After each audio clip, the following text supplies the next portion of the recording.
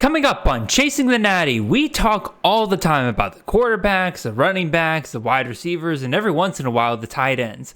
But as we all know, those positions are not the only pieces of a football team, and today we're going to talk about some of the forgotten factors of college football teams that could impact your favorite CFF players this season.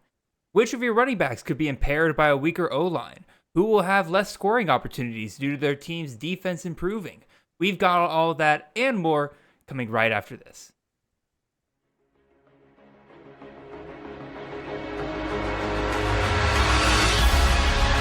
Look at Jinty go, breaks a tackle, he's 10, he's touchdown! Cook's gonna throw the deep ball, and Burton past the defense! Touchdown, Luther Burton! Milrow gonna run it again, got a lane, kicked in the turbo, Milrow! Goodbye, touchdown Bama! This is Chasing the Natty, a college fantasy football podcast.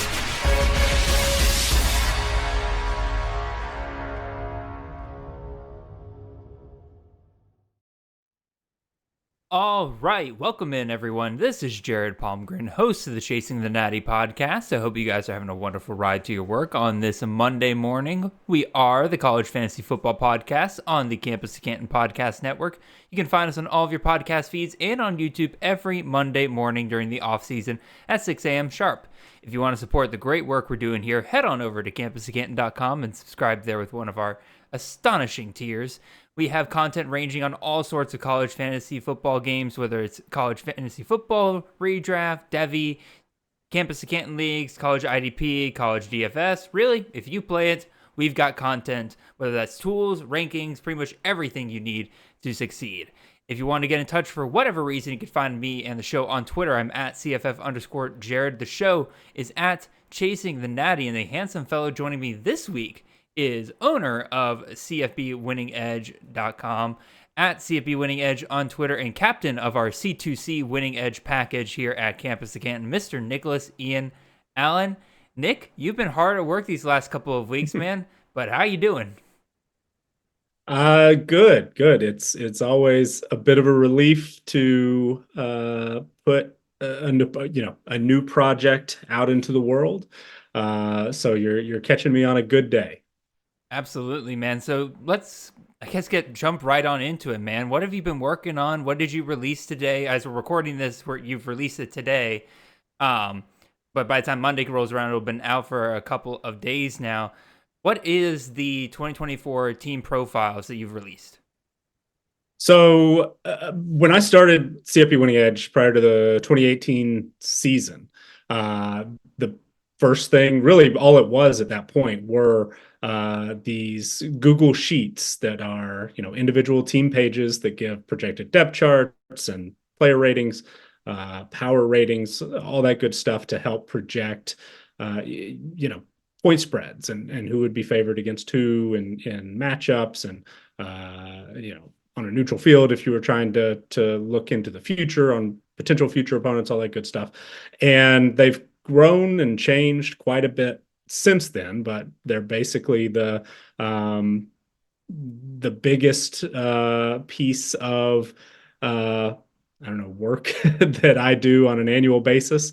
And it's basically just throwing as much player information and team information, coach information into one source as possible. Like I've literally ran out of space. Google Sheets has said, you've reached your maximum amount of cells, and it gives us a lot to use, and we'll talk about some of the maybe unique ways that we can use the information that we've put together.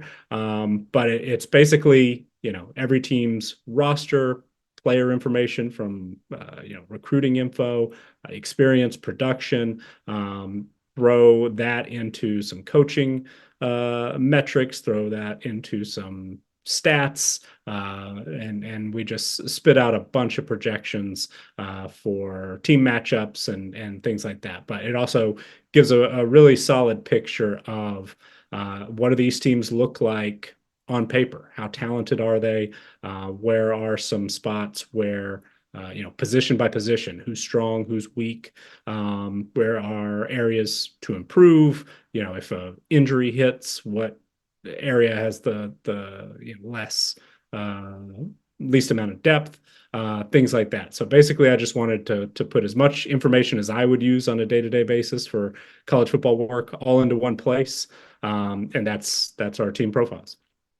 It is an incredible piece of, again, like it's hard to just call it work or any like one sheet. It's just a massive database that pretty much so many of you guys ask me, like, do you guys have projected depth charts? Do you guys have or do you guys like have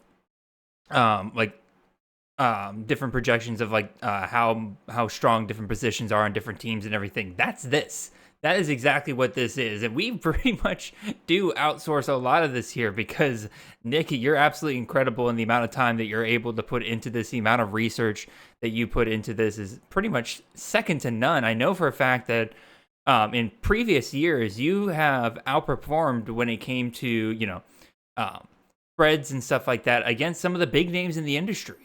And so, again, your hard work pays off. It really is, in my opinion, probably the biggest bang for your buck you can get in terms of a one place to go to get the information that you guys are looking for. Again, as Nick mentioned, we'll kind of touch on some of the more unique things you can do with this database today and how it can apply to CFF. But if you're just looking for some surface level stuff in terms of CFF stuff, again, like Nick mentioned, the depth charts are huge. Because Nick doesn't just list the top one or two guys. Pretty much every single player that is in that wide receiver room that you're thinking about, or that running back room, is listed there. And Nick has them projected out in terms of what order he thinks that they are in. Again, sometimes it's numerical based. Sometimes it's based on what we have in experience. So it's a phenomenal piece of data that every single one of you absolutely should go and get. And I don't just say that because it is part of our family here at Campus of Canton, but it is. I was subscribed to Nick before he became part of our team here at Campus of Canton because of how incredible his work has been. And you've only gotten better over the years, Nick. It is, I mean, if I remember correctly, this is actually the earliest you've been able to put them out. Is it? I think so. Things have changed a little bit over the years. For a while, the team profiles would come before the returning production database. This year, and with the move to Campus to Canton, that was huge to get some extra help and some people much smarter than me to make things a little more efficient as far as putting that returning production database together. And so because we were able to do that much quicker, that opened up a little more time for the team profiles. So they're out early. I'm not sure it's the earliest it's ever been, because there was a time where that was the only thing we did. There were years where there wasn't a returning production database, but also there were years where the order was flipped and made a change, I think, for the better on that part. But so it's earlier than last year. It's earlier than the last couple of years. But also it's basically, as soon as it is not embarrassingly awful in my eyes, I release it. So this is not a perfect document. I think it's good, it's usable, it's already maybe the best version we've put together. But this on release day is the worst it will be. We'll continue to, you mentioned, look at all the wide receivers. I mean, literally every wide receiver on the roster. Every single one. Through, if it's a walk-on, make sure there's a name there just in case, because sometimes those guys will pop up and, do something in a game, and I'll just have to adjust to it because they get updated not only between now and the season kicking off, they get updated daily, hourly during the season. So as games are happening, the things change, the ratings change for players, for teams, all that good stuff. So I use the off season to put as much information in there as possible, publish it once that, it's set up in a usable format, because before anybody else's eyes see it, I mean, this thing is it's pretty scary looking on my end for a little while. But once I clean it up to the point where I'm just not completely embarrassed to put it out there, try to give our folks as much time to use it as possible, but it continues to get updated hourly, daily, between now and the 2025 team profiles. Like I still have the 2023 team profiles tab open on my computer because it's still useful for building the 2024 one. But anyway, yeah, it is going to get better and better each day between now and when the season starts, and then it only gets better from there, adjusting to stuff in season as well. No, for sure. And again, that live updating that Nick does for pretty much daily on it. I know, Nick, you're out for the next week or so, so there won't be any major changes in the first week here. But as soon as you get back and everything, you pretty much make daily updates to this thing make daily updates every single day. Great work, Jared. You're a true artist with your words there. Anyway, so many of you will DM me and talk to me about how like it's so hard to keep up with everything. And yeah, I completely agree. Like there's so many things that fly under the radar. I don't know if there's anything that gets past Nick. Nick, you're absolutely incredible in the way that you're able to pick up on the smallest bits of news here and there. So enough of the fluffing. Let's go talk about unique ways that we can actually use these team profiles. And this is something that I am really think that, if you're somebody who wants to get into like content creation and stuff like that, it's all about like finding those niches and everything like that. I think one area in which I think could make really interesting content in the future is how do these position groups that we don't really think about in fantasy too often impact your favorite fantasy players? And specifically, again, we're going to talk about two main groups today. One, the offensive lines, and then two, the just defensive performance, right? Talking about like how good is your defense, because the theory goes that like obviously with O-line, right? Like people say it all the time. Football is won in the trenches, right? If you don't have a strong O-line, you're not going to win.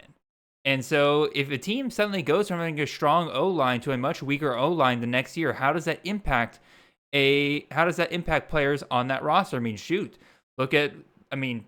look at Shedeur Sanders last year, right? Like he could have been an absolute fantasy just dynamite the entire year, except for the fact that he kept getting sacked every other play, and eventually got him hurt. Right now, again, we're not going to sit here and say like, oh, don't draft Avery Johnson because Kansas State's O-line is going to get him hurt. No, that's not what we're going to do here today. But it's something like looking at those O-lines and how they change year to year that can impact. The other side of it is just the defense, right? Theory goes, if your defense forces you to score, you're going to have more scoring opportunities because you have to in order to win the game. Versus if you have a stronger defense than you've had in the past, maybe you don't get that extra 2 to 3 touchdown opportunities that you would normally get each week. So that's kind of where we're going to go today. Again, we got groups that have some weaker O-lines, some stronger O-lines than last year, improved defenses, worse defenses. But Nick, before we kind of get into that, what do you think about those theories just kind of on paper? Do you think they're sound? Do you think it's something that can be applied, or am I talking crazy here? No, I think you're right. When I first started playing CFF, because the team profiles predate any of my playing CFF, even knowing that CFF was a thing, quite honestly. Co-host of the CFB Winning Edge podcast, Scott Bogman, got me into CFF, I believe, in 2019. So the team profiles were, in their second year. And so when I came in, I had kind of a different mindset than I would have eventually, my mindset evolved a little bit more over the last few years into more of a CFF focused, like thinking like a fantasy player. It's interesting because this year I definitely have not done that. I'm kind of going back to my old ways a little bit. But when I first got into CFF, one of the things that to me was pretty important on my list of priorities, like when I was looking through running backs, for example, I paid a lot of attention to the offensive line, and that's not earth-shattering. People have been paying attention to offensive lines for a long time, but it I think was a little higher on my priority list maybe than the average CFF player, and so it was always not the first thing on the list, but it was something that I thought was maybe more important than the average player. And I've tried to carry that over as I've learned more about, CFF and fantasy football as a whole, and thinking more like a fantasy player, because there definitely are some things, that I didn't get right, putting higher emphasis on before I learned a little bit more about the game. But yeah, offensive line is definitely something that I like to note, and do think that it is one of the two or three most important things behind just whether or not the player is good, and then are they in a good situation to get a heavy workload. And then I think offensive line, the situation that they're dealing with as far as experience and talent in that unit up front, is maybe third on the list to me. What about on the defensive side of things? Like, again, I kind of mentioned the fact that like a weaker defense probably forces you to have 2 to 3 more scoring opportunities you would each game. The other side of it, I think, is also, again, you have a weaker defense, your game script probably changes a little bit. Again, I'll fully admit I don't have data to back this up. It's just some anecdotal evidence I've seen with different teams and everything. Is like, when you have a defense that is a sieve and constantly keeps scoring, you're going to have to pass more in order to kind of keep up with the pace of the game for the most part.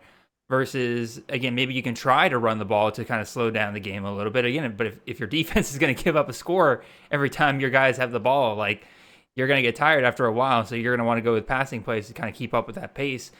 Again, anecdotally, Nick, do you kind of agree with that assessment, or how do you feel about it? I understand where you're coming from. It's something that I've never fully come around to putting a lot of energy into. I think that and again, I haven't, like you said, I don't have a ton of data to back this up, but for me, that's a little too. I don't know. There's a few too many assumptions, I think, that are being made. Like, yeah, there are definitely bad defenses, and that will impact more scoring opportunities and things like that. I think Colorado, USC last couple of years. Yeah. And I think there's definitely something to it. But when I think defense, I think a little bit more along the lines of, we've got a lot of stuff for strength of schedule, and we're actually able to break out, what is, who plays, whose schedule has the weakest defenses on it on average. We do like average defensive roster strength, average defensive team performance of the schedule, things like that. So I'm more interested in that sort of thing than I am how good my quarterback's own defense is. But if you are, I mean, that's the beauty of this. Yeah. The information is there. So what I think doesn't matter. And I say that a lot when it comes to, using our team profiles for, projected point spreads or power rankings, things like that. My opinion is not a factor one bit in any of this. I just put the information together, put it out there, and you can use it for whatever you want. So maybe, you've unlocked something that just never really quite clicked for me. So it doesn't matter whether or not I act on it or understand it. If you do, and the information is available to you in the team profiles, and you're able to use it and turn that into something that's going to help you win your league, then hey, that's great. My opinion doesn't matter. For sure. Alrighty. Again, we'll get into some of these actual specific teams here in a second. Quick announcement real quick. One, obviously, we've been talking about the team profiles. Go check it out, campus2canton.com. It's part of the C2C Winning Edge package. It is a monthly subscription we have over there. If you can't tell already, like, I am over the moon excited about being able to dive into this stuff. Lots of unique ways that you can use that information. So go check that out. Also, of course, as always, gotta pump the Defending the Natty podcast we have here on the feed, our CFF Dynasty podcast. Again, check out the latest episode with myself and Nate Marquise, where we discussed freshmen, instant impact, sashes, and fades. Next month, and by the time you're listening to this, it'll be Monday, so be on the lookout Wednesday for episode 5, where we're going to discuss some of those supplemental players. We'll be talking about some high-end guys, some instant starters, some good depth pieces, and also some potential stashes that you can get out of those guys as well. So be on the lookout for that. That's enough of my spiel. Let's go ahead and actually start talking about some of these teams, Nick. So we'll start with offensive lines. And we're going to start with some teams that, according to your numbers, Nick, are going to see some regression of play along the offensive line. So here we have North Carolina. North Carolina will be the first team we talk about here today. Their O-line position strength was 85.39 last year. Now it is 79.50. That is a drop in 5.89. If I remember correctly, North Carolina is the fourth biggest drop among teams off the top of my head, Nick. So that kind of gives you the basic raw numbers, Nick. But what do these numbers mean? How do you come up with this offensive position strength or offensive line position strength number? And then also, like, how big is a drop of 5.89 relative to, again, a lot of teams? I just mentioned they're number 4 in the year, but like compared to previous years, like, is that a big drop? Is that kind of normal for a team? What do you think? Or I guess not. What do you think? Tell me about these numbers. Yeah, no, great question. I should have touched on this first, probably. So the numbers that you're referencing are come from our individual player ratings, which are built on raw recruiting data coming out of high school and then adjusted for experience and career production.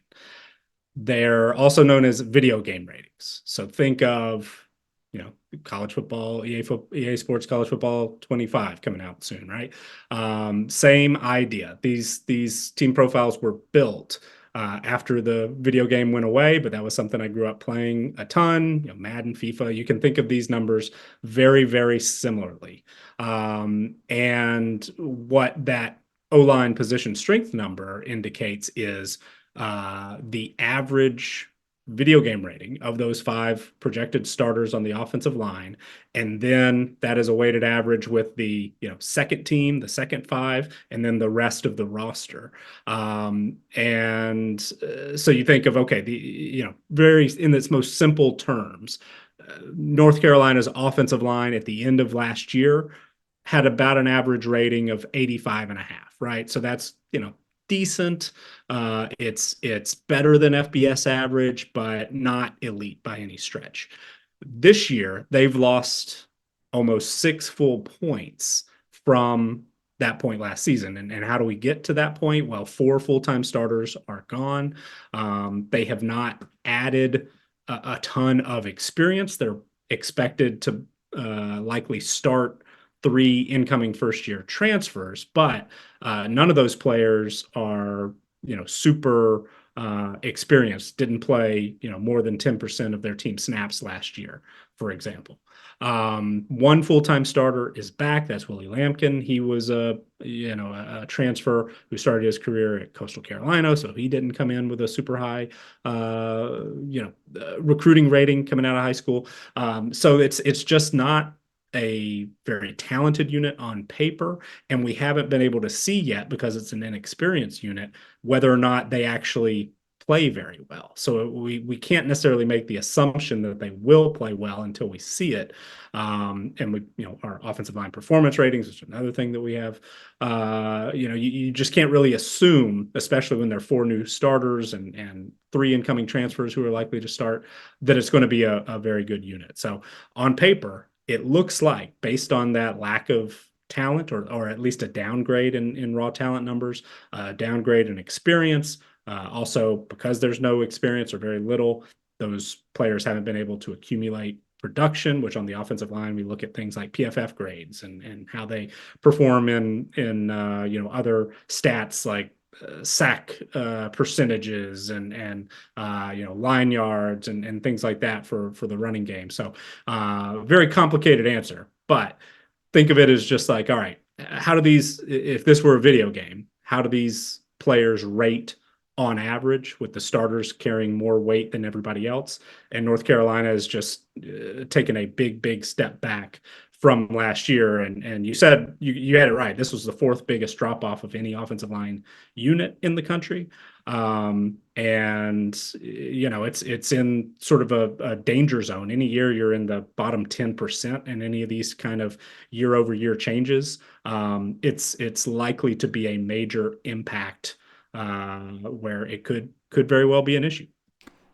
So what you're telling me is that that people, including myself, who have been drafting Amari Hampton in the first round, going RB3 in drafts, kind of typically around the 7th, 8th pick, even a little bit higher in some drafts, this should be concerning to us.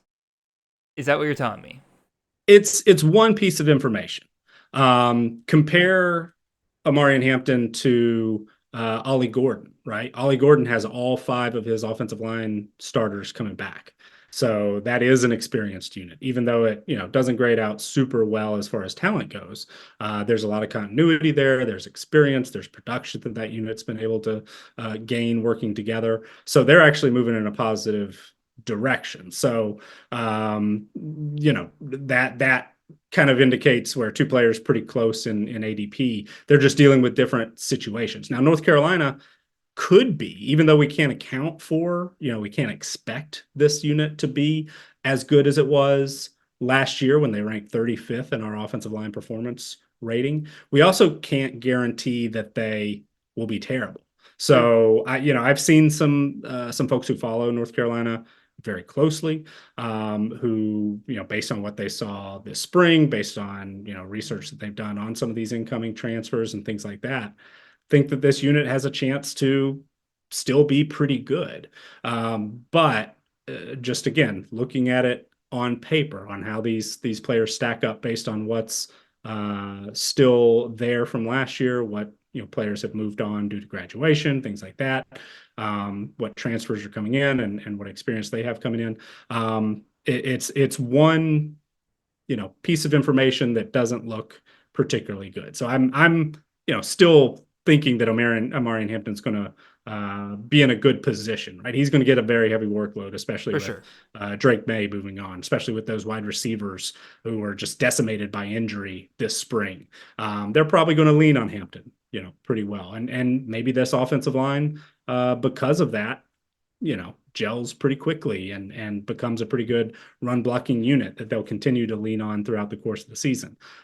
So that is definitely a possibility. But also we do have to if we're looking across the country, this is an outlier as far as the amount of just overall experience and production that an offensive line unit is going to have to replace.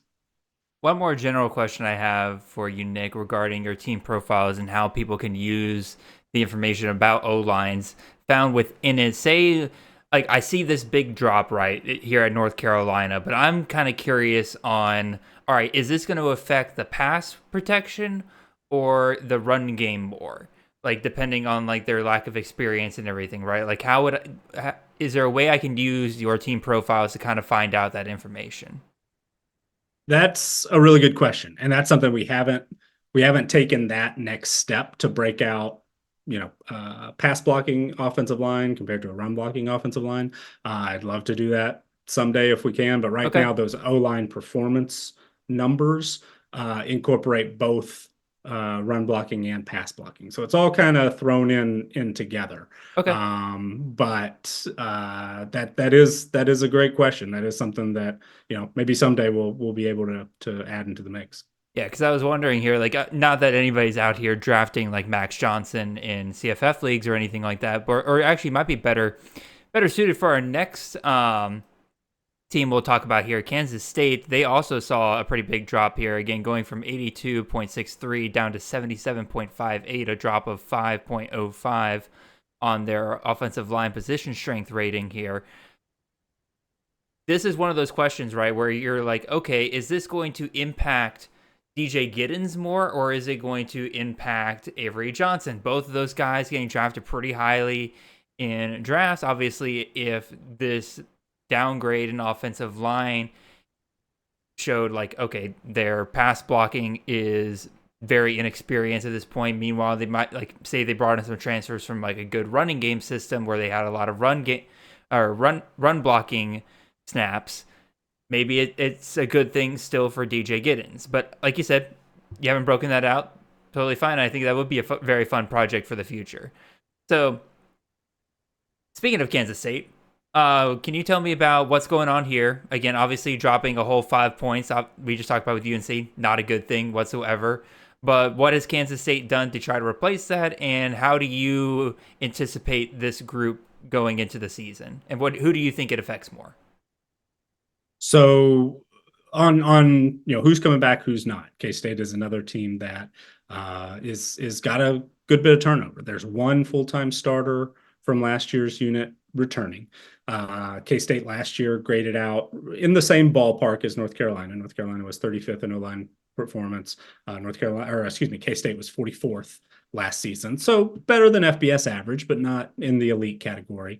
Obviously, did some good work for DJ Giddens, and then Avery Johnson, as you mentioned, somebody who's got a really exciting future. But K-State is a team that doesn't recruit at a particularly high level as far as your traditional recruiting metrics. So that average, that O-line position strength rating, even last year, was right around or below FBS average. That just the way we calculate things in offensive line is difficult. I think we do a pretty good job of capturing some of these things, but even the work we put into it, as you mentioned with the not having a pass block versus a run blocking, the ability to differentiate between the two.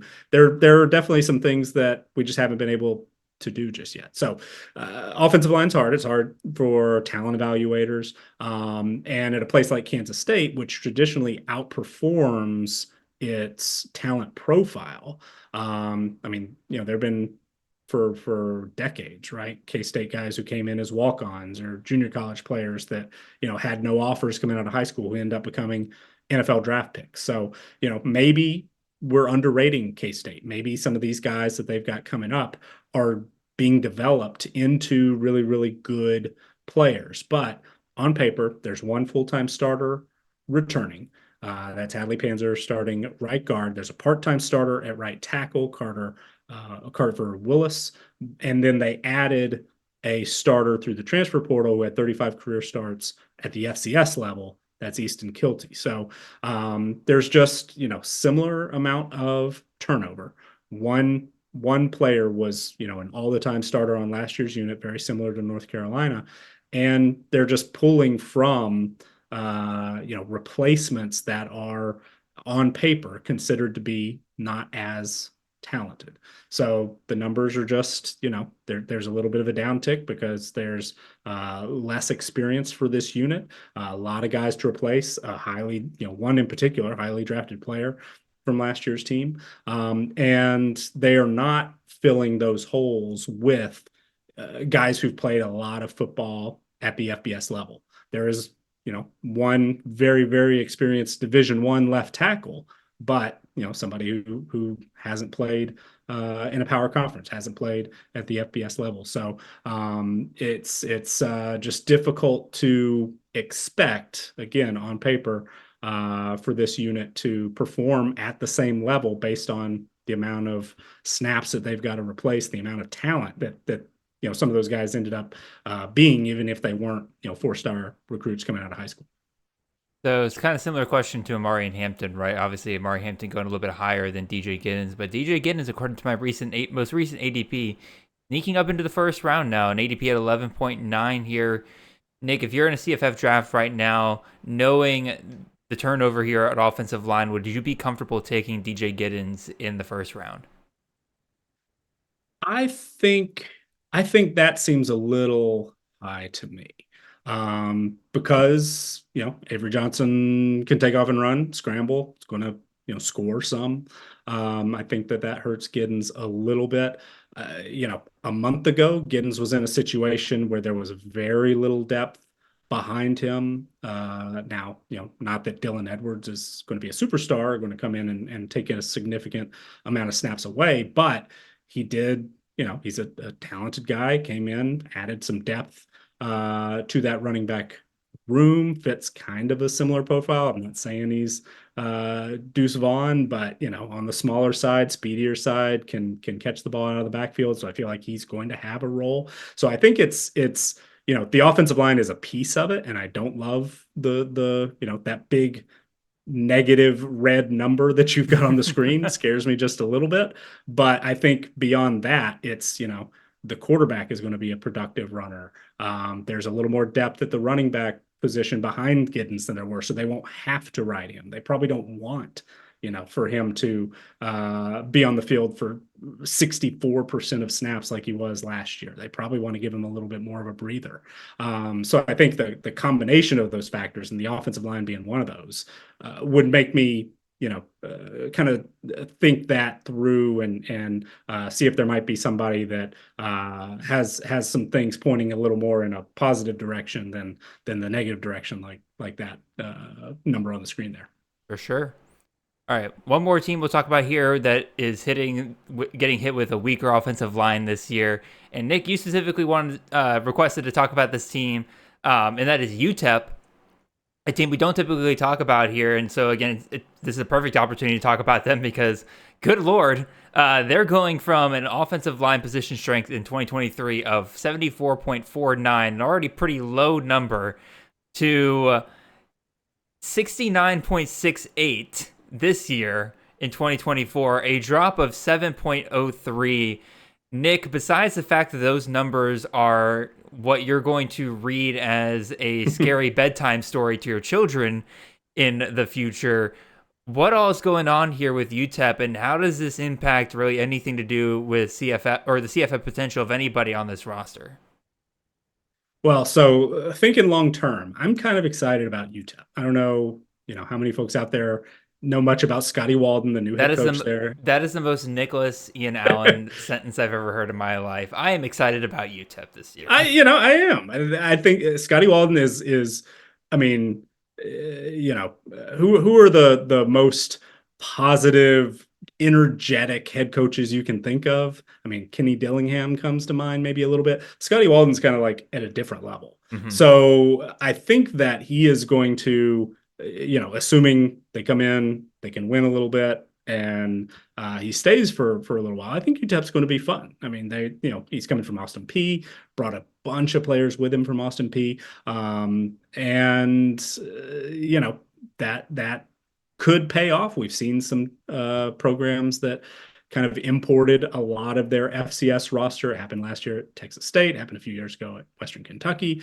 Will it pay off at UTEP? Not sure, but it is such an unknown that, I mean, yeah, the numbers look pretty scary on paper. Once we fully, incorporate all the FCS players coming in, maybe that number will improve a little bit. That is a little bit of a benefit of the way we do things team profile wise. I mean, you can think of it as like your Phil Steele magazine, if Phil Steele was able to update it every day and when new information came, and sometimes, things get a little better, things get a little worse. So UTEP maybe won't be the worst, biggest drop off once they're ready to kick off the season. But as it stands right now, I mean, there are just so many holes to fill on that offense as a whole. And, I was getting a little excited, like I said, about UTEP and maybe Javon Jackson. I mean, he was a 1,300-yard rusher at Austin Peay last year, right?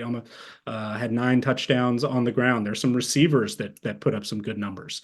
But this offensive line is just a complete rebuild. There are only 2 players who have starting experience at the FBS level, only 4 guys who played any snaps at all at the FBS level last season. So, don't have to spend a ton of time on it, but it was notable to me for that, but also because UTEP actually graded out as one of our very best units in the country in O-line performance last year. So, they were up towards the very, very top in those stats, like, line yards and some pass blocking stats, run blocking stats. The combination of those, if you end up, finishing as one of the best in the country, you're probably pretty good at both. And for them to go from that to a just complete rebuild of that unit struck me as interesting. Yeah, it definitely puts a little bit of a hamper on anybody who might have saw a potential CFF, there's still some potential sleepers here. Like Scotty Waldman had a pretty decent offense last year. You already mentioned Javon Jackson. I've definitely taken my fair shares of him late in drafts at the running back position when I feel like there's not much else going on it past the 25th round of a draft. But it definitely puts a little bit of hamper on the excitement of like, oh, maybe they get it going in year one, CUSA and everything like that. But no, this offensive line is even bad, at least, or again, I can't say bad. You're right, Nick. I can't assume, but the numbers are bad compared to even other CUSA teams, right? And so, one way I think of it is yeah, we can't assume they're going to be bad, but based on that, we also can't assume they're going to be any good. So it's they're more negative factors. There's more reason to expect that it's going to be a worse unit than there is evidence to suggest they're going to be as good or better. Just seems like a probability problem to me. no, for sure. All right, let's get positive, Nick. We've been negative on plenty of these teams here, and we'll first start. We'll talk about a team that I'll admit I have been very harsh on their O line. I continuously bring up the fact that South Carolina had one of the worst offensive line performances in the country, let alone just the SEC or the Power Five. No, I'm talking about all of FBS. They had one of the worst performing O lines last year, especially in sacks given up, just absolutely atrocious. But according to you, Nick, and your numbers, they should see some improvement this year. They're going from a offensive line position strength rating of 78.28 last year, which is just abysmal for SEC, to 82.53. So that's an increase of 4.25 on their offensive line position strength rating there. Nick, what did South Carolina do to improve their rating here? And do you think it'll be enough to impact guys like Lenore Sellers? Do you think they can actually get a running game going this year potentially? How do you think this impacts the Gamecocks moving forward? Well, it's the inverse of what we were talking about before. It's not a guarantee that they will be better. The SEC, the strength of schedules have just gotten more and more ridiculous with the addition of Texas and Oklahoma. South Carolina's in a pretty tough spot anyway, but it's an experienced group. There are 4 players who started 8 games or more last season who return. There are 2 other players with starting experience on last year's team who return. They added experienced starter in Kamar Bell, who has 29 career starts under his belt. There's an incoming center. South Carolina gets pretty creative at times in the transfer portal, goes down to lower levels, FCS, and sometimes even lower. They've had some success at the Division II level in the past at the running back position, Mario Anderson. But there's a center coming in, Terselli Simpkins III, who was a 35-game starter at North Carolina Central at the FCS level. So they're bringing back 4 guys who are quote unquote starters, get their name in bold in our team profiles from last year's team. And then they add other experienced players on top of that. So they've got, at least again, on paper, a wealth of experience, one of the higher numbers of just raw stats, or excuse me, starts and snaps returning from last year's season. Plus they add to that with guys who, got a lot of experience at other places. So it's no guarantee they're going to improve. You mentioned poor performance last year. They were 97th in our O-line performance ratings last season. Some of that was injury. They definitely did have some of their best players lose time due to injury. And that's going to be something to watch, because I know there was an injury prior to the spring game of a player who looked like he might be competing for some contributing snaps, if not a full-time starter. But on paper, looks pretty good. They've got a lot coming back, and my other co-host of the CFP Winning Edge podcast, Xavier Trish, has a saying that I think is his. Maybe he heard it somewhere else. I've only ever heard him say it, but he says, when we talk returning production and things like that, and oh yeah, all these numbers of starters are coming back, and he says, I don't care about that because old garbage just stinks more. So I do try to keep that in mind. Just because a unit is experienced doesn't mean it's going to get any better, but it's one of those positive signs where you hope over the course of a full year together, these full-time starters, and then you add other players who are experienced, that is going to have a positive effect. There's at least more evidence to me to expect movement in a positive direction than a negative direction. So will this be one of the very best offensive lines in the SEC?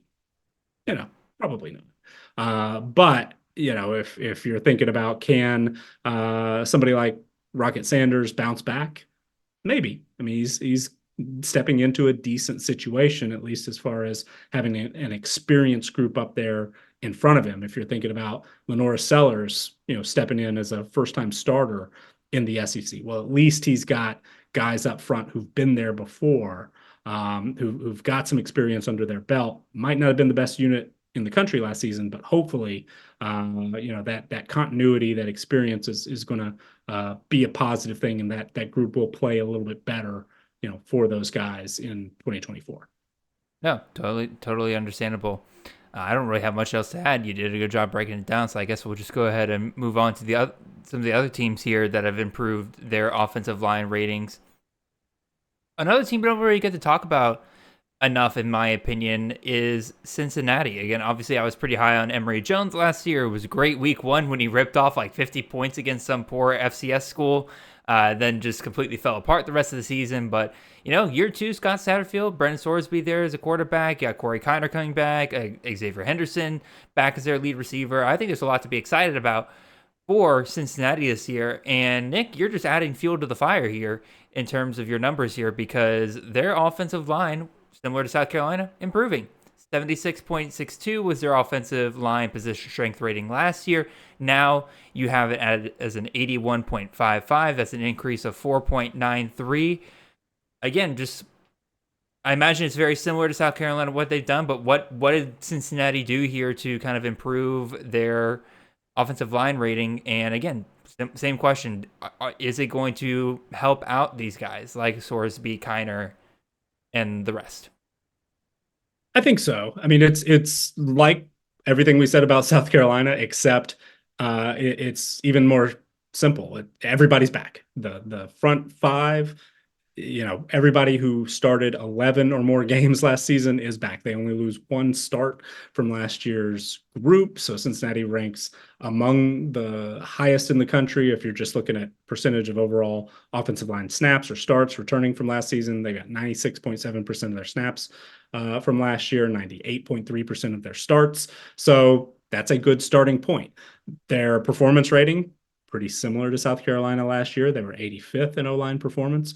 But again, not only is it an experienced group, but that entire unit was together last season. Guys were, playing every game, every snap, and in their same positions, which I think is important. I mean, you look across the offensive line, everybody who's expected to start at each position played at least 722 snaps at that position last year, and 4 out of the 5 were over 800. So continuity, it's not everything, but to me, it's a positive data point. And so Cincinnati coming back, have a year to get acclimated to their new environment in the Big 12. Corey Kiner back, and being able to insert him in, and Evan Pryor at running back, some other guys that they brought in to add depth there. Seems like it's a step in a positive direction for that group. Rushing offense specifically, which was a relative strength for Cincinnati last season. They were top 40 in our offensive team performance numbers as far as rushing offense goes. And then, you mentioned Scott Satterfield. He had a pretty good track record at Louisiana or Louisville, excuse me, and App State prior to that. So, I'm thinking that this year we're going to see something, maybe closer to those units where they were really among, quite efficient rushing offenses. That maybe there's a recipe for Cincinnati to take even another step in that direction with so much experience coming back on the offensive line. So Nick, how much? So like, say all five starters return on a team. Just from experience alone, how many points do you think that adds to an offensive line's positional strength rating? Because like here, obviously Cincinnati jumps up 4.93 points. Like how many points out of the 4.93 there would you say is just due to that increased experience?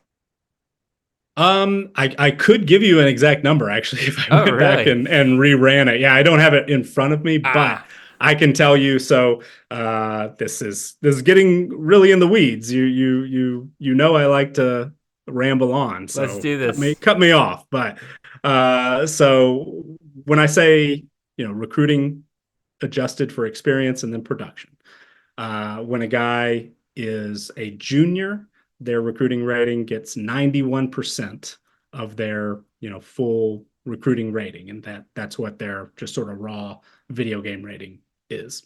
At the offensive line, there's not a ton of ways that you can add production other than like I said, some of those stats and PFF scores and things like that. So if a guy goes from a junior to a senior, their experience gets bumped up from 91% to 93%. So that usually adds a point or two.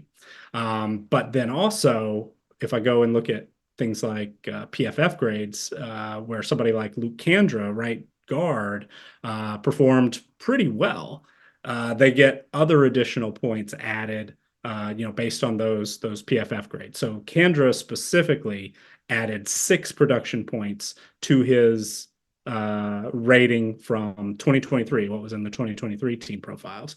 In addition to, I give a point of production for every 5 career starts on the offensive line. Offensive line is the only position that gets any sort of production points for Simply starting a game. Right. So he had double-digit starts, so he added 2 production points for that. He gets a little bit of a bump for experience, and then had some pretty good PFF grade. So he's actually able to end up adding 6 total points. So last year he was like a high 70 in his video game rating. This year he's mid 80s. So very nice. It adds. It could be 2, could be 3, could be 6, could be more if somebody really grades out well. But there's it's not huge gains usually, but Cincinnati did have a couple of guys. Their center, Gavin Gerhardt, graded out pretty well, so he got some additional points. Their left guard, Dentarian Tinsley, graded out well, so he got a little bit extra. So that interior of the offensive line, not only is it experience, but they've actually proven that they play pretty well too, at least as far as folks like PFF and some other things that we look at take into account. So vague rambling, but we do try to account and actually put a number on there where we can. Nick, you are not rambling whatsoever, man. I'm just a student here. I'm learning. I find what you do fascinating with this. So like, I'm just sitting back, soaking it in. I'm only hoping that everybody out there listening is doing the same here. One more team we'll discuss that is improving their offensive line here, and that is Wake Forest. Definitely one of the more disappointing teams last year. Obviously, we've loved what Dave Clawson's been able to do with some of his teams in the past. Think Jamie Newman. Think Sam Hartman, of course. Think guys like Sage Sherrod. Think guys like, oh my goodness, why are some of the other Ojikuri Roberson have been big time CFF producers. Then last year things just kind of fell apart, and I think part of what you can point to is the 77.5 offensive line position strength rating that they had last year. Obviously, there was some quarterback play issues with Mitch Griffiths as well, but they're now improving again. They're back up to 79.94, an increase of 2.44. So, Nick, kind of same question as the last 2 teams. What did they do to improve things here? And is it enough to kind of get Wake Forest back on track to being a CFF relevant team here, at least a step in the right direction for them? So Wake Forest is kind of similar to Kansas State, where they don't bring in a lot of four-star guys. They're relying on developmental players. The offensive line is a very developmental position. So sometimes you get guys who are tight ends in high school or defensive linemen in high school, and you bring in, give them a scholarship and say you're going to play offensive line, and we have to teach them how to get in a stance before you even do anything else. So it's tough. So on paper, Wake Forest is a team that, doesn't look super, super talented, but they do have a pretty decent track record of finding players like that at a variety of positions, not just offensive line, but they've got some experience coming back, 3 full-time starters, including Devontae Gordon, their left tackle, who has 39 career starts under his belt. They also added 20-plus game starter from the FCS level at Keegan Trost. And so it's an experienced unit that has Gordon specifically, graded out pretty well. So he was able to add some more production points to his tally. He's up at a 90-plus player rating now. So, really kind of an all ACC caliber tackle. So when you get, one really, really good player who's proven it, to the point where he's a, 3-4 year type starter playing at an all conference level, then it's something to build around. You add a couple of other full-time starters, bring up somebody from, an FCS level as a transfer, offensive line, those guys are very, very hot commodities in the transfer portal. If they've been a starter at the FCS level or things like that, those guys are getting, dozens of offers. So when you're able to add one to the mix, it helps. So getting Trost in, throw him into the mix with 3 full-time starters. And then they've got a couple of other guys who even, they weren't full-time starters, but got experience, got, 29 or 30 or 35% of last year's snaps as well. So those guys, getting acclimated, getting some playing time, even if they, aren't the quote unquote returning starters, still have some experience and should help that unit gel a little bit. But yeah, Wake Forest jumped out to me because I know on this show you guys have talked about Devon Claiborne a bit, right?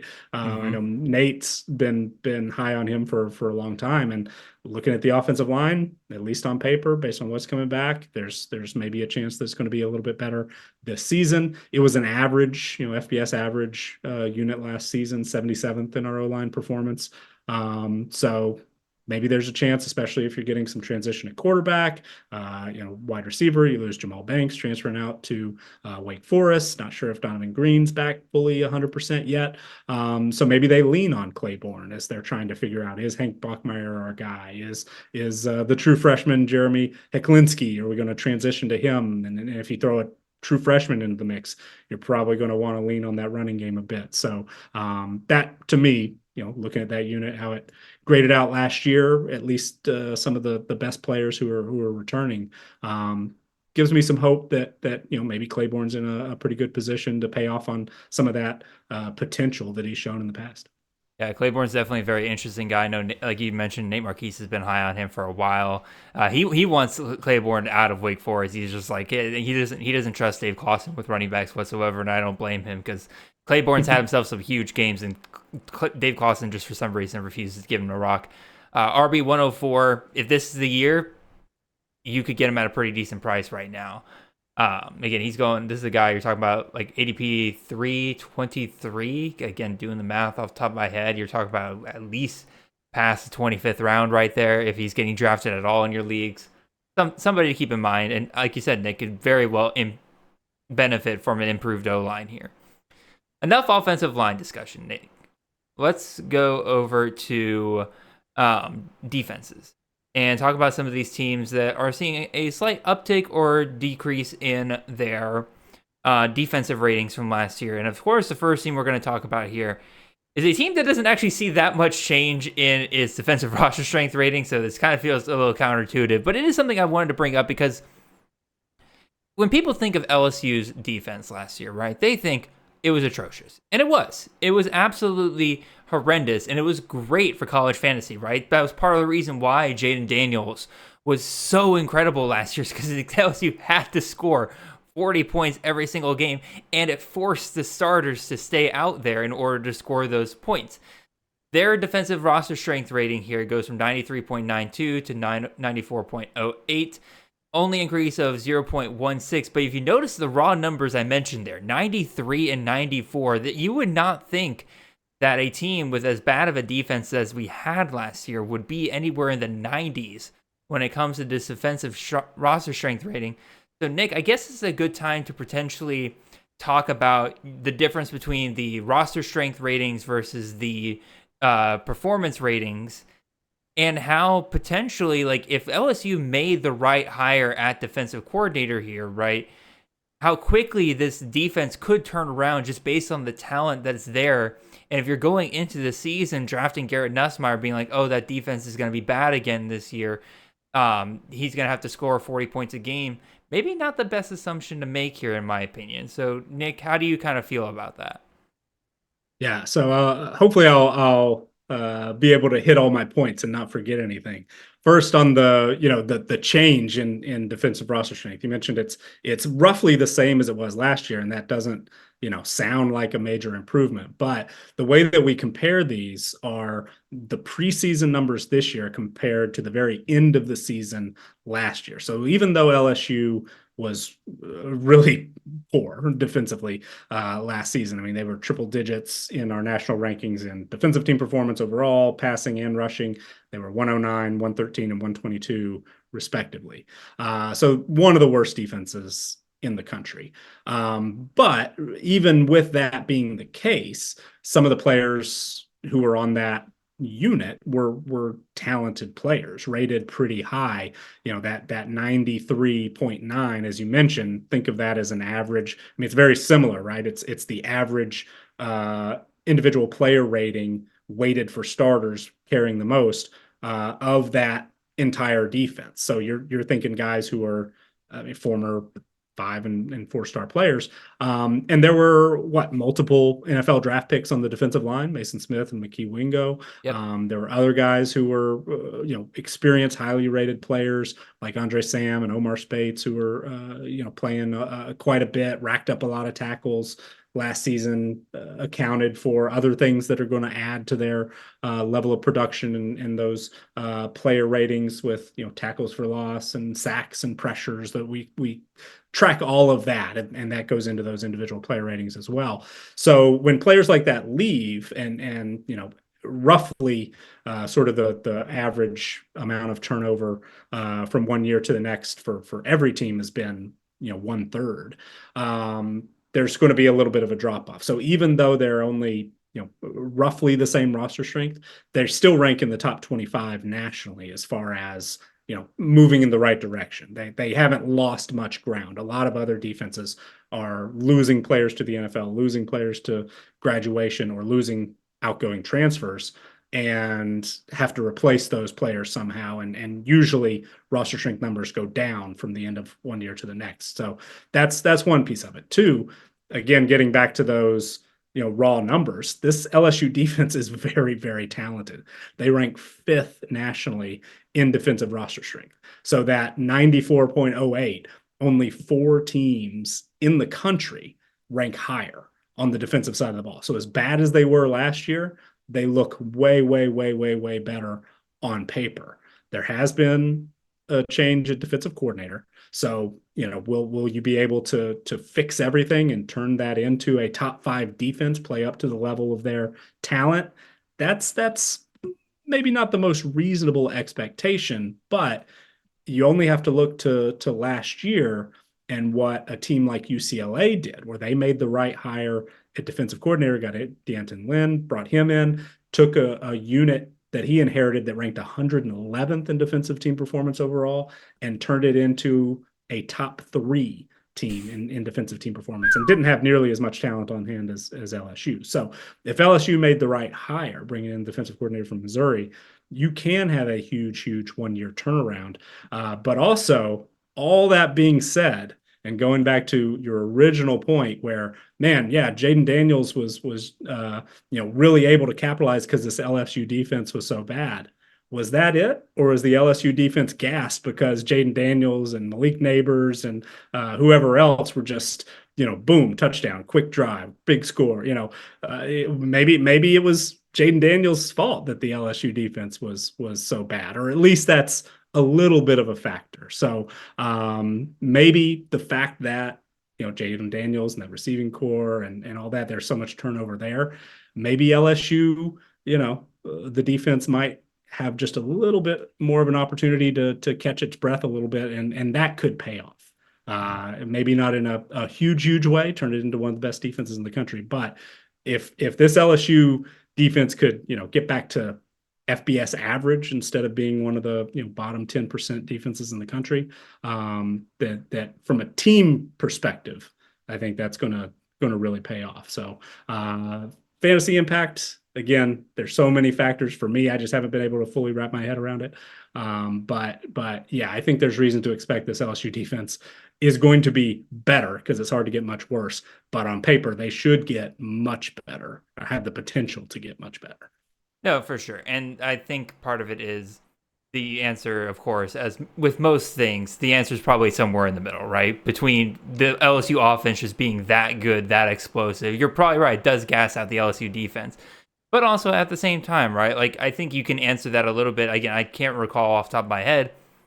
But if it was the LSU defense getting gassed by the offense of Jaden Daniels, Brian Thomas, and Malik Neighbors and all of that, like, you would see that in the box scores in terms of like quarter by quarter, right? Does LSU get out to big leads and then give them up late in the game? That kind of goes to your point, right? That they're scoring too fast, the defense gets gassed. Or is if LSU is like constantly neck and neck with these teams throughout all four quarters, or they're falling behind and then have to catch up, then it's probably a bit more along the lines of just the defense was performing poorly overall. But obviously I don't have those numbers in front of me, so I can't make any kind of. There were injuries. There's so many different factors, things right? that go into it. Yeah. So. But it is just something to keep in mind. Sometimes the defense gets a stop on third down. They give the ball to the offense. Offense scores on the first play, and the defense goes, you gotta get back out there. Right, here we go again. No, totally a fair thing to bring up. All right, so moving on from LSU, let's go back to a team that's probably a bit more like traditional in terms of what we were going to talk about, and that is Virginia. Virginia, last year, defensive roster strength rating of 83.73. This year, 86.48. Pretty solid. Again, increasing their defensive roster strength rating by 2.75, which, as you mentioned, Nick, you're not going to see nearly as big of swings on the positive side as you are on the negative side, just because naturally teams lose so much at the NFL, especially among experienced guys. So adding 2.75% or 2%, excuse me, just 2.75 points in general is a very impressive feat. So I guess one, how did Virginia do it? And two, again, kind of going back to my theory and everything, does this impact a guy like obviously Malik Washington's gone, but we're drafting guys like Malachi Fields. Some people are taking shots at Anthony Colandrea at the end of drafts. People taking shots on Chris Tyree. Is it possible that Virginia not needing to score as much probably hinders those guys a bit more this year? Or is it just a fact that, again, Malik Washington just got an absurd number of targets last year, and we probably are reading into this too much into this offense regardless? So how do you see Virginia and the impact this defense could have? Well, I think, first of all, Virginia was a real pleasant surprise offensively last year. Washington was definitely a big part of that. When we saw Colandrea, he was like this chaotic good. Like, was he actually good? I don't know, but he made things happen, and some of those things were big plays. A great example of F it ball. Yeah. So that's a real step in the right direction, To your point, to your observation, was that offense in some ways a benefit of the defense being pretty bad? They were 113th in our defensive team performance numbers last year. So there's a lot of room for improvement. Some of that improvement we expect is going to come with experience in the front seven. They bring back a lot of that, full defensive line and linebacker group almost in full. And then, though there is a lot of turnover in the secondary, Virginia really hit the transfer portal hard with guys who were experienced at lower levels, brought in guys who played a lot at places like Robert Morris, Penn, not Penn State, but the University of Pennsylvania, Ivy League, Akron, Eastern Michigan. So brought in starters, guys who played a lot of snaps other places, haven't, stepped up and played FBS football in a power conference quite yet, but add some depth and then throw in a guy like Antonio Clary, who missed all of last season due to injury, somebody who was a starter in the past. So again, on paper, it's kind of like those offensive lines where they're in some instances the unit comes back with a lot of experience, and then where there are some potential holes, Virginia did a pretty good job of addressing those holes with players who have played a lot of football, regardless of whether they are,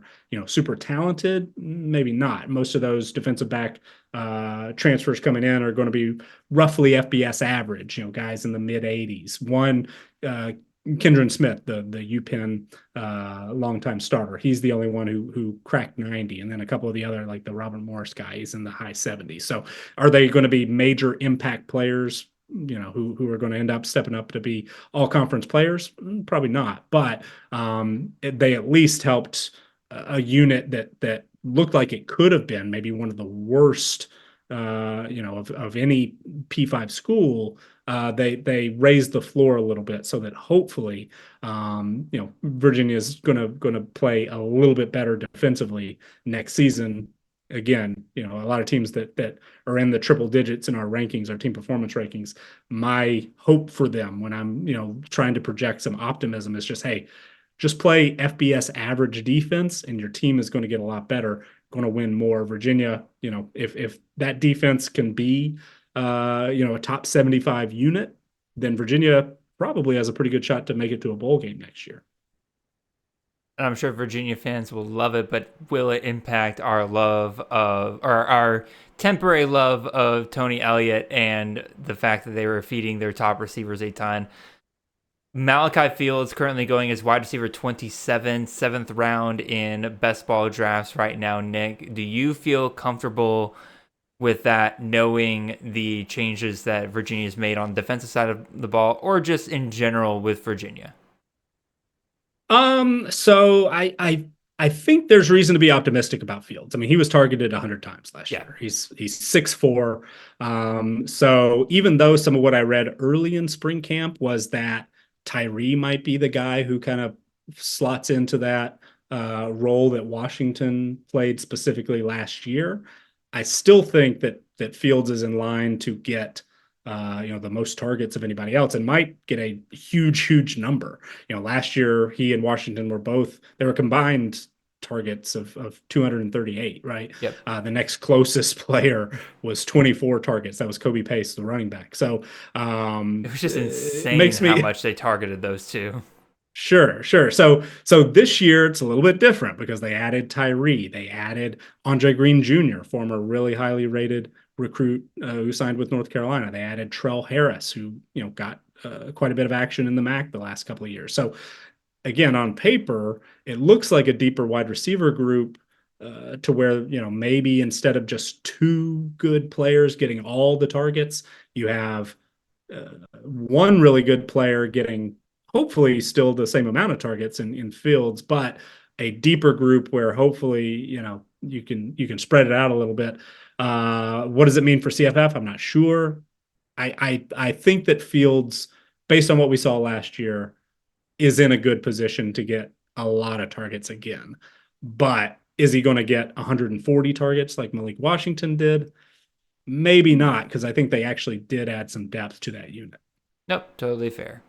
All right, let's move on to some defenses that have seen quite a big drop, and the biggest name really on the list that we saw here was the Alabama Crimson Tide. Now, I think part of this is, obviously there is some drop off here because they had a ton of guys go off to the NFL draft, but also, as you look at this raw rating that they had last year for the defensive roster strength, this is just insane. Nick, I didn't know you could go above 100 with your defensive roster strength. Last year in 2023, Alabama had a defensive roster strength of 101.38. They are now down to 92.33. That's a whole 9.05 point drop there. Obviously, as we mentioned before, with players losing players to the NFL, you're going to see wilder swings on the negative side. But that's still a pretty big drop. But also, does it matter considering how high they already were before? They're still at 92.33. Again, given what you said about LSU being 94, and that's top 5 in the nation, this probably still puts Alabama in the top 10. If we go off my theory and everything, right, of like, technically Alabama's a worse defense, but but in this case, how much does it really matter when clearly still pretty dang good? What do you think, Nick? So Alabama does have some areas where they could really improve. The secondary in particular was hardest hit in my opinion, and I think that the numbers would show that as well. So defensive roster strength, they currently rank 12th, so just a little outside of the top 10. So still one of the very, very good defenses, talented across the board. They still rank very high. One of the things that we do offer in our team profiles, you can see position by position the average recruiting rating coming out of high school for 247, rivals, and on 3. And you look at the Alabama defense, I mean, they are top 4 at all 3 levels of the defense, just in that raw recruiting rating. Number 1 defensive line across the board, number 2 at linebacker across the board. They're 4th in 247 rating and rivals in defensive backs, and they're number 2 in on 3 rating in defensive backs. So it's very, very talented, but they lost a lot. They lost, NFL draft picks in Terrion Arnold, Kool-Aid McKinstry, and there's less depth in the secondary for Alabama right now than we've seen in quite a while. Now, that being said, the last week or so, and had I been able to do Good Morning College Football on the Campus to Canton YouTube channel on our normal schedule instead of working on team profiles, I would have talked a little bit about how there was kind of a real bump in starters, defensive back starters entering the transfer portal late in the last cycle, and Alabama was connected to all of them. Like immediately. They added a starter from Charlotte. They added Wake Forest a starter from well. Wake Forest. Yep. So they're already, building some depth from that group. And that's potentially going to pay off. So Alabama is going to, potentially add to this, that big -9 that's on the screen might get up to like a -8.5 or it might improve just a little bit, but there's a little bit of a concern, especially on the back end of the defense, because they're bringing in guys who aren't were not considered those elite talents coming out of high school. They're having to rely on like you said, a Wake Forest transfer, a Charlotte transfer. They're connected to some other players, who were group of 5 players. And that's just, we're not really used to seeing that at Alabama, except they've had to do that the last couple of years. So what does it mean? In the grand scheme, this is still one of the most talented defenses in the country. But it is not nearly as good on paper as the unit that finished last season. As you said, over 100. We made the decision a couple of years ago we did have a cap at 100 in player ratings for a long time, but one of the areas where we could improve was on the extreme high end. And some guys just had enough production that they were able to, if there weren't a cap, really just prove they were among the best of the best of the best, and Alabama had a lot of those guys last year. So average player rating over 100 on that defensive side of the ball was about as good as it gets. Yeah, it's just absolutely insane what Alabama had. I mean, just look at the NFL draft picks they had this year. Guys like Dallas Turner, Kool-Aid McKinstry, Terrion Arnold. Like that's where the concern in the secondary comes, because you lose those guys, and who do you replace them with? I think the other thing that we have to kind of consider with Alabama is, for the first time in 17 years, we have a different coaching staff there, and that we don't really know how well that they are going to develop. Right? I mean, I can assume that they're going to develop well. I mean, Bama's not exactly going to sit there, and especially with Nick Saban still being involved somewhat, like they're not going to let this go to the crapper or anything like that. But it is still a new staff there. Like for 10 plus years, you just knew Saban knew how to develop DBs. He knew how to develop a defense, right? obviously, again, Alabama made a really good hire, hiring the head coach out of South Alabama, whose name escapes me off the top of my head.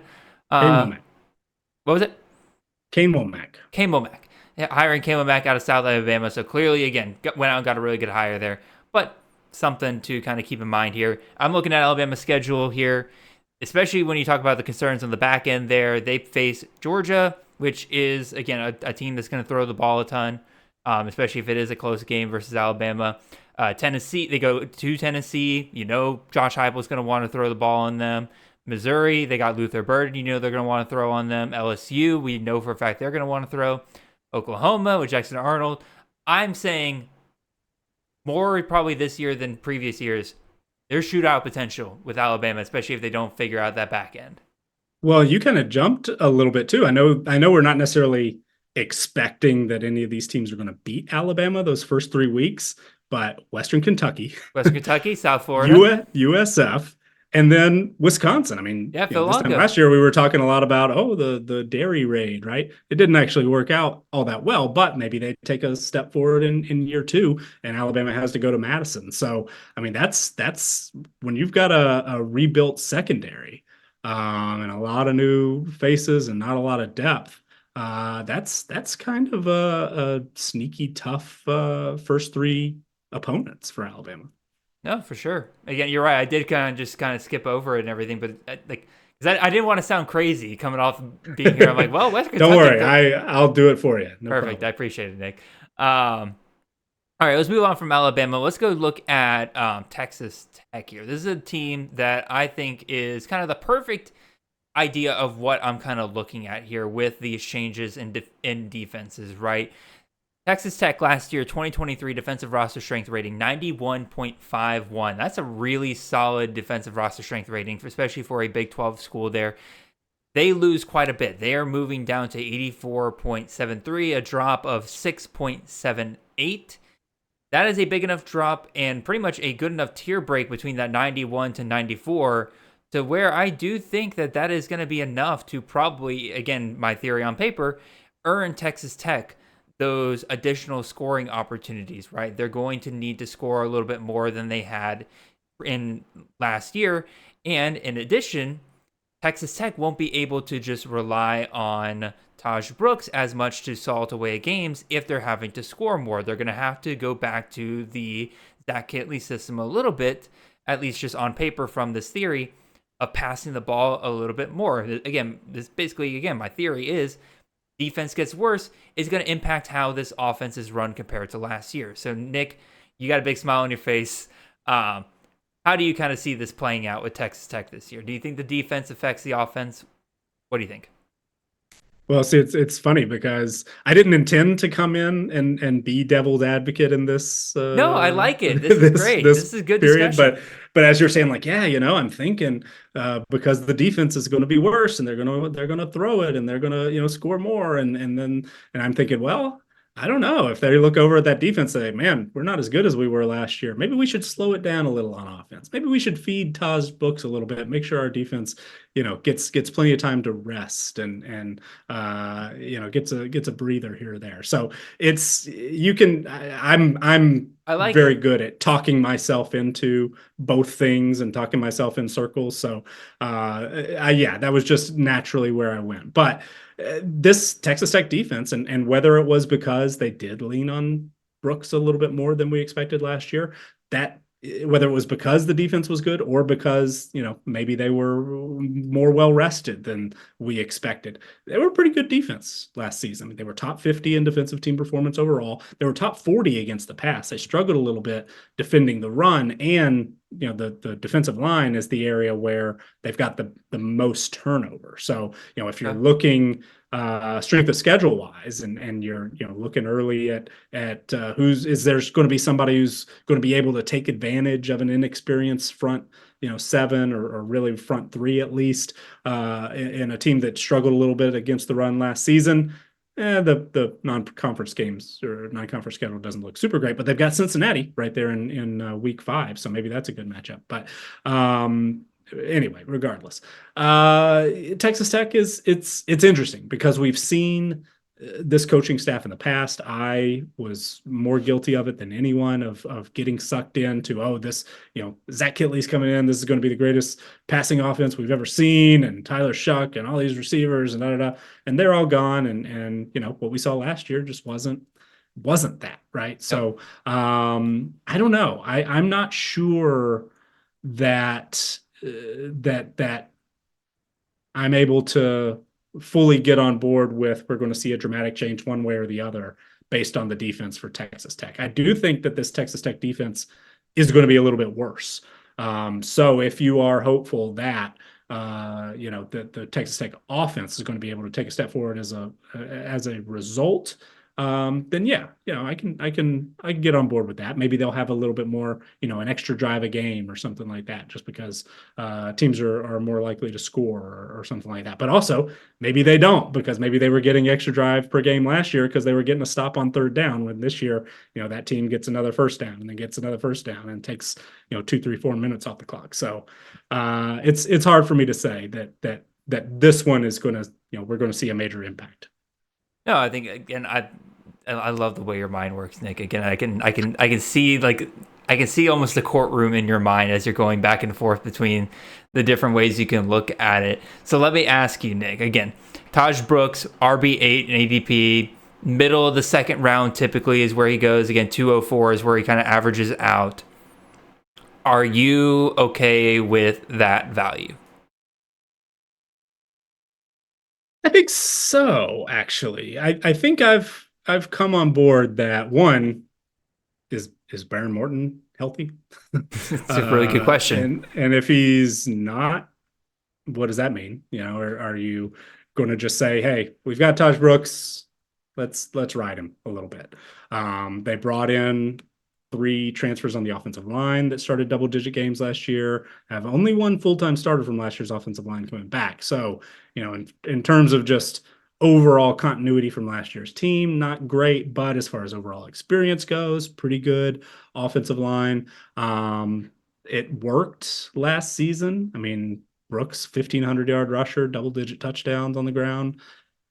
Why not? He came back.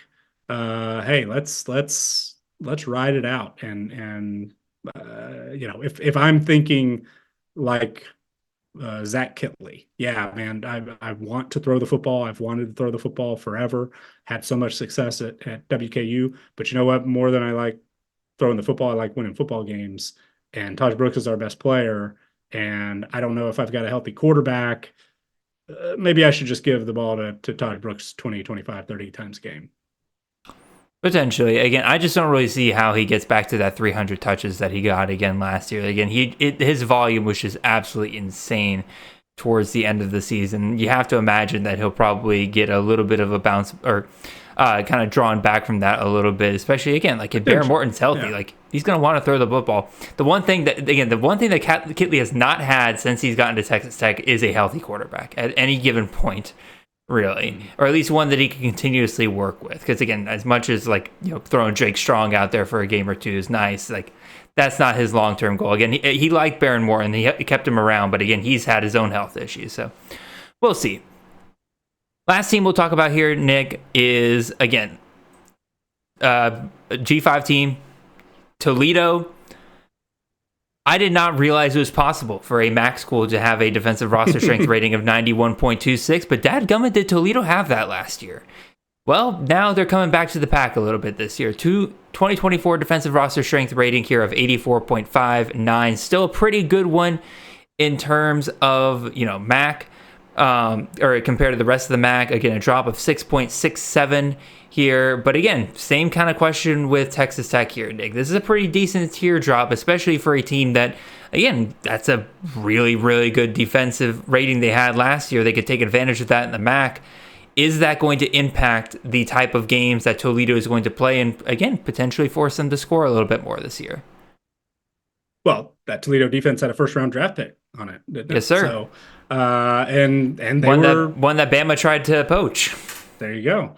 So it was a talented group, and Quinton Mitchell wasn't the only good player. They had some transfers from Ohio State, among other places, come in. They had guys who were there for a long time, just were able to grow, develop, and there was a lot of continuity the last few years on that defensive side of the ball. And Toledo won a lot of games the last couple of years. So most of that unit is moving on. Toledo ranks 104th in our defensive returning production, adjusted for transfers. And I'm glad you mentioned Toledo, because I do think there's a little bit of an impact there. I have no idea necessarily who's going to benefit, just because the offense, I don't really know what. Well, the offense loses a ton as well, right? Exactly. But bigger picture for me, as I was going through and doing all these team profiles and roster updates and things like that, man, the MAC on paper looks bad. It's bad. Just really, really bad. And so, sometimes I think we paint with too broad a brush of, oh, these defenses are bad, so they're going to be a lot of high scoring. We've seen some pretty ugly, low scoring games in the MAC in recent years. And some of that is because, there have been some defenses like Toledo who've been very, very good, very talented. So this year, there, at least as it looks right now to me on paper, there really aren't very good teams at all in the MAC. And so I don't know. Will that mean we get back to those high scoring games because these guys are just bad and can't tackle and can't cover and whatever?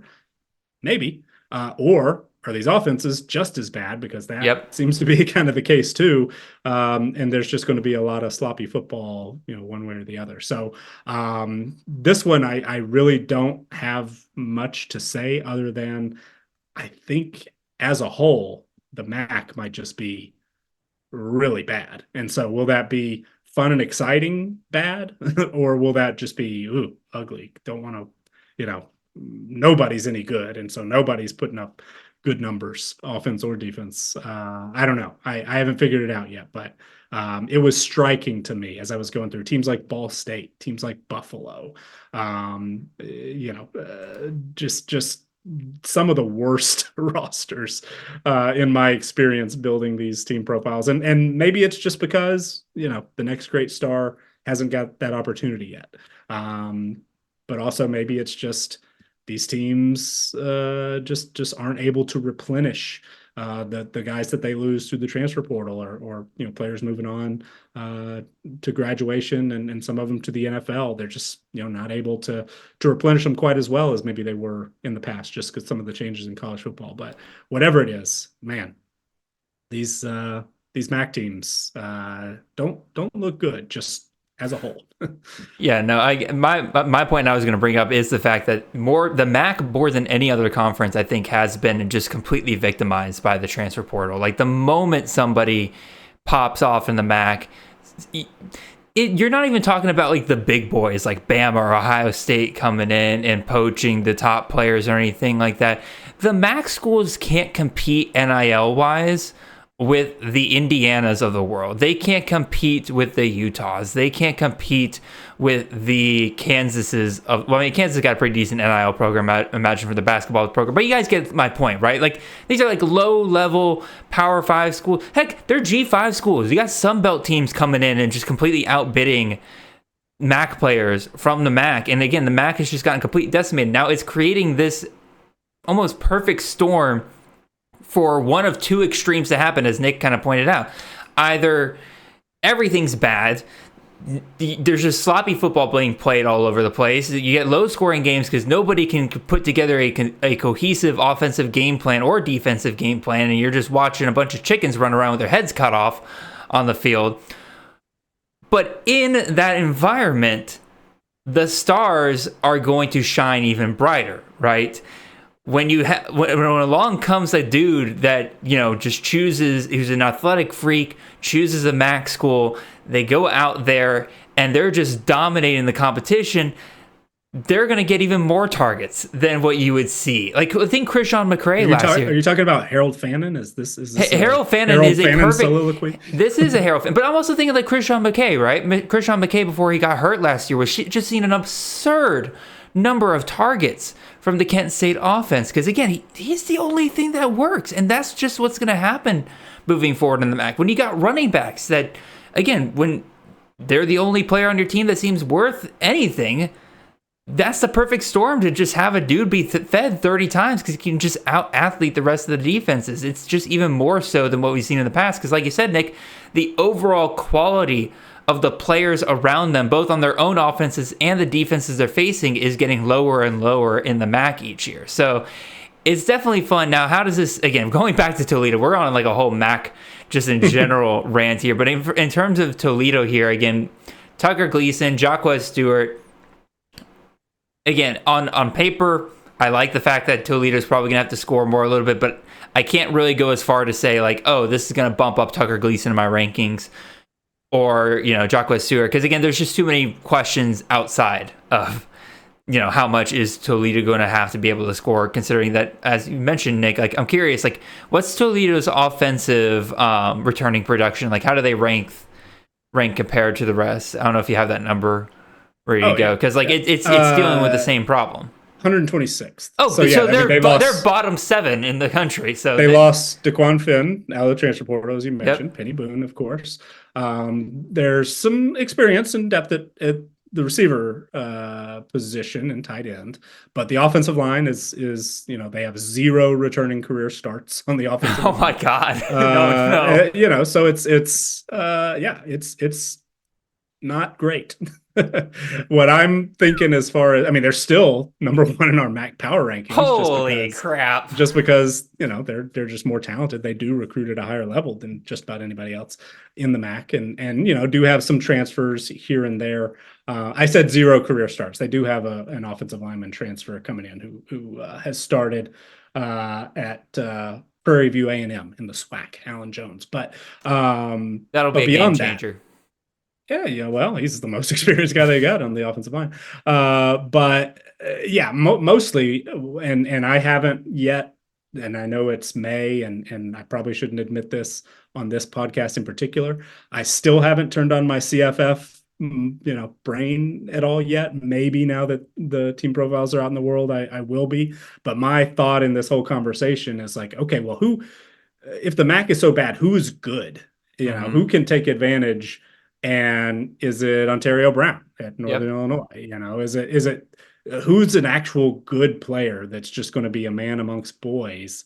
And maybe it is Brown, but at least, actually with him at Northern Illinois, they've got a little depth behind them. They added Gavin Williams and Kendrell Flowers. And so maybe he even is not going to get as heavy of a workload as you might like, but probably break off plenty of 50-yard touchdowns.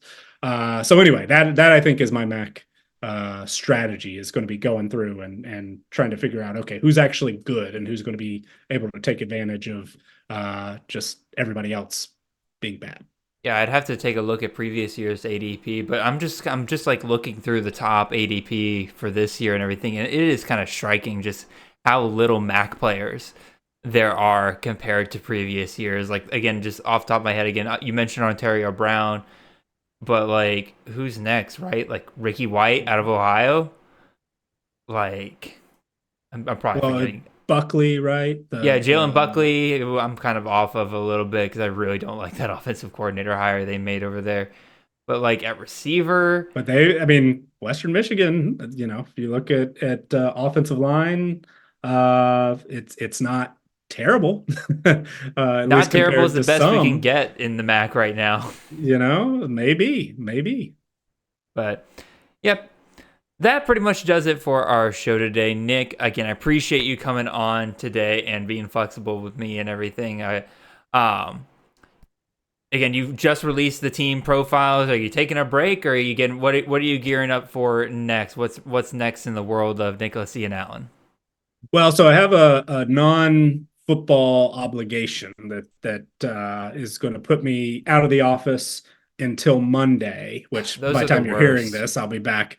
So that's why we went ahead and not necessarily rush the team profiles, but if I really wanted to, I probably would have held it a week or more just to polish it just a little bit more.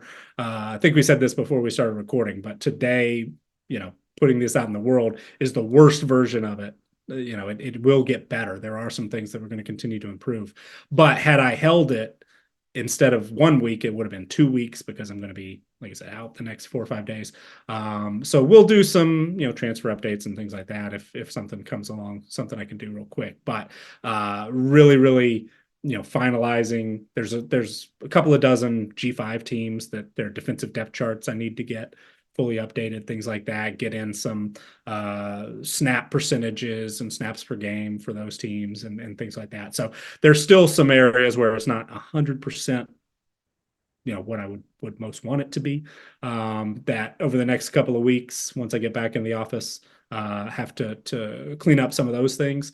And then next thing on the to-do list is stat projections. So that actually will be a little bit more of a CFF focused activity, sort of my first one of the year. Going to get together our season long stats, and then I have a plan. I think to break it out so we do a little bit better job of weekly projections. So I'm not having to recreate that each week. It'll kind of be done on the front end with just some minor tweaks each week instead of an hours long process. So hopefully those will be able to be put out earlier in each week on the Campus to Canton Discord. Last year I think it was by the end of the day Tuesday.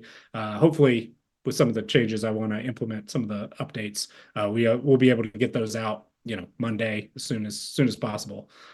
So next big thing, stat projections. I don't take any time off other than this week. No, so never. No rest. Also, incorrect on this will be your first CFF activity of the year, Nick. You always participate in my way too early CFF mock see, draft. that was just a carryover from the previous year. And I basically just went, okay, who's coming back and who's the highest rated player?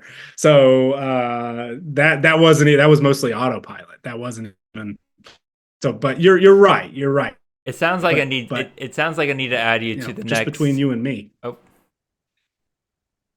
I was going to say, just between you and me, that's the only CFF draft I've done this year. So well, it sounds like it sounds like I need to just add you to the next best ball group chat that I get kickstarted, and we're gonna force you into it, Nick. That brings us. Yeah, we'll see. You say that as if you have a choice right now, Nick.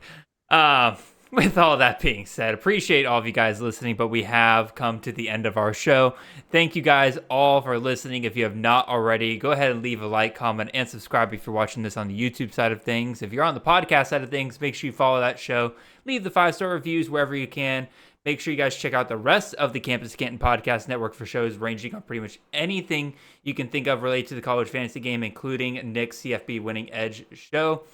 We'll see you guys back here next Monday. Until then, really appreciate you guys, and I hope you have a wonderful and blessed week. See y'all.